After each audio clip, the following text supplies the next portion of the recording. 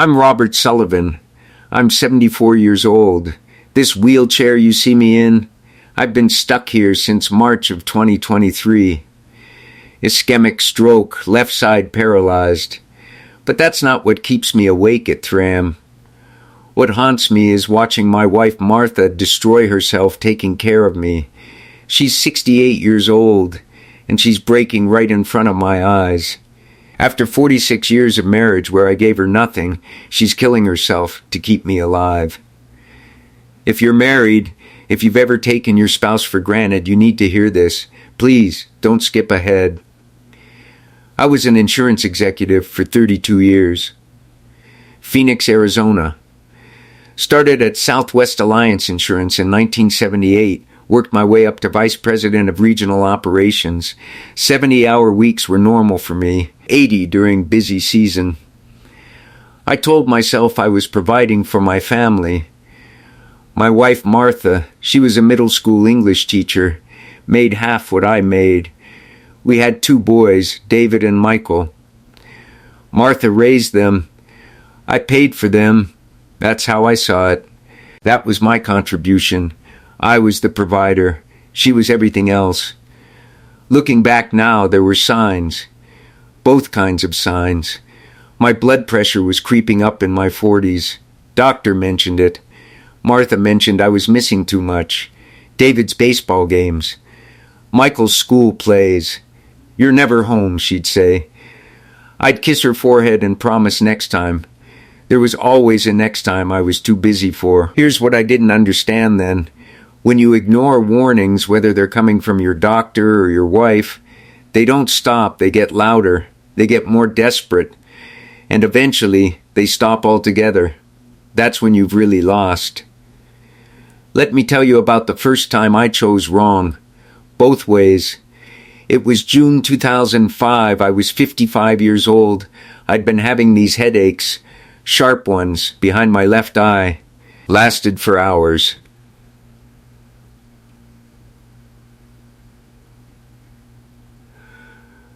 My doctor, Dr. Raymond at Phoenix Medical Group, he ran tests.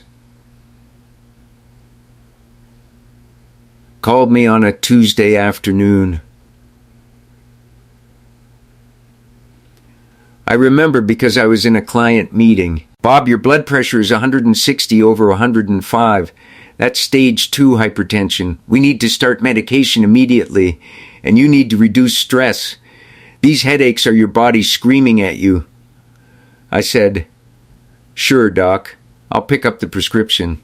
I never did. That same week, Martha's mother died. Dorothy. She lived in Tucson. Martha was devastated.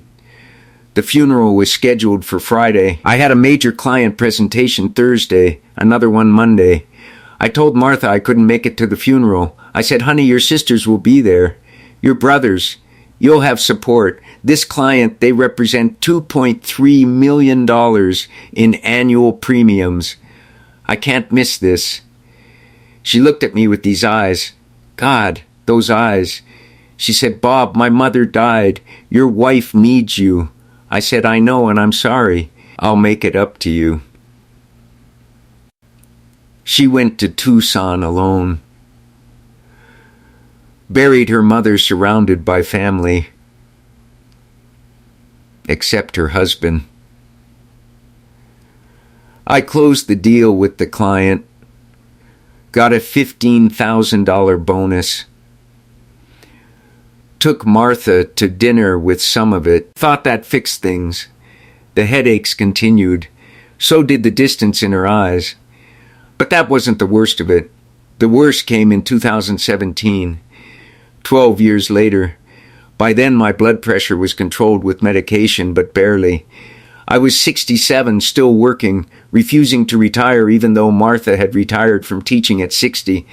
She'd been begging me to retire since 2015. "Bob, we have enough saved. Let's travel. Let's actually spend time together. Please." I always said after this quarter, after this project, after one more promotion, there was always something more important than her. In April 2017, Martha started having heavy bleeding. Went to her gynecologist, Dr. Lisa Torres at Phoenix Women's Health. They found fibroids complicated by other issues. Dr. Torres recommended a hysterectomy, major surgery. Martha was terrified.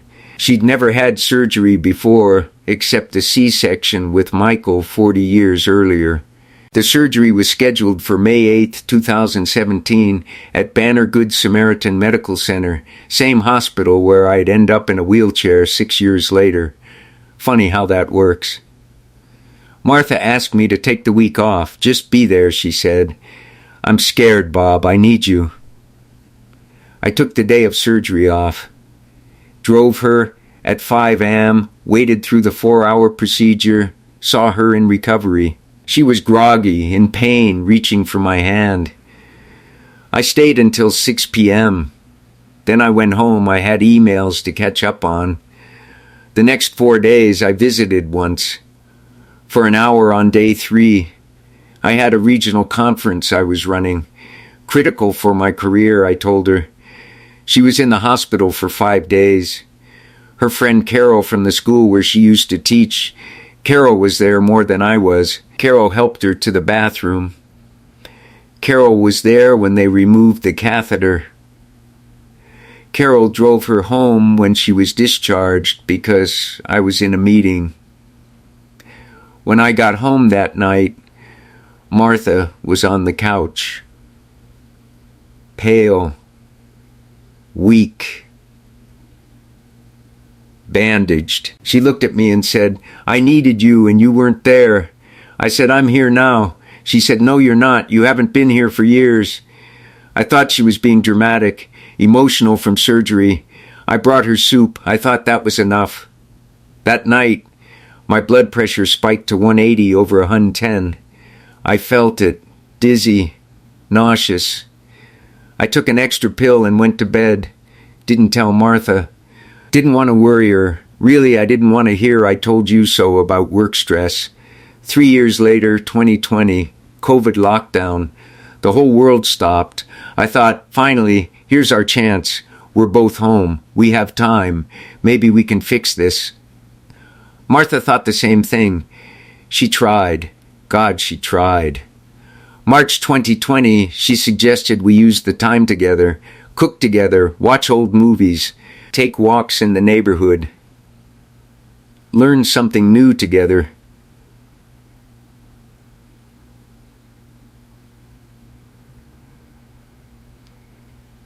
She bought a book on Italian cooking. She said, Bob, we always talked about going to Italy. Let's at least cook like we're there. I set up a home office in the spare bedroom, worked 12 hours a day, conference calls, Zoom meetings, email chains about pandemic protocols, policy adjustments, client retention strategies. The company was in crisis mode. I was on the COVID task force. I was important. I was needed. Martha would knock on my door around noon. Want to make lunch together? I'm on a call, honey. She'd knock at 6 p.m. Dinner? Just order something. I've got 3 more hours here. We were in the same house for 8 months straight. We barely spoke. My blood pressure was now 170 over 100, even with 3 medications.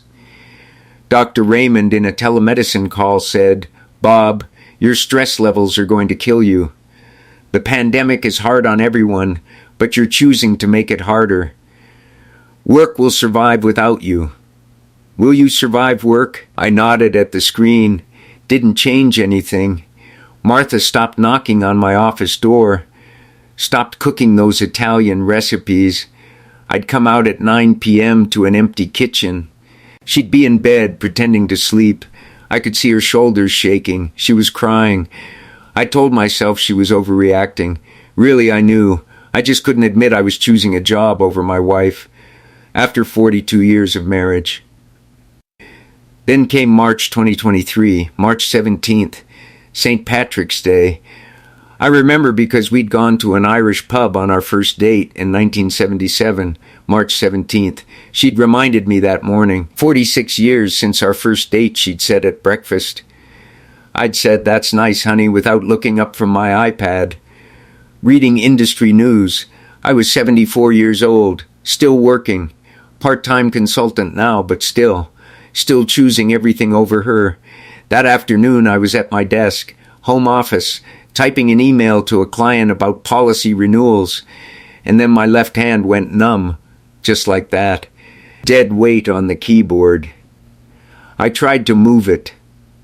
Nothing. Then my face felt weird. Left side drooping.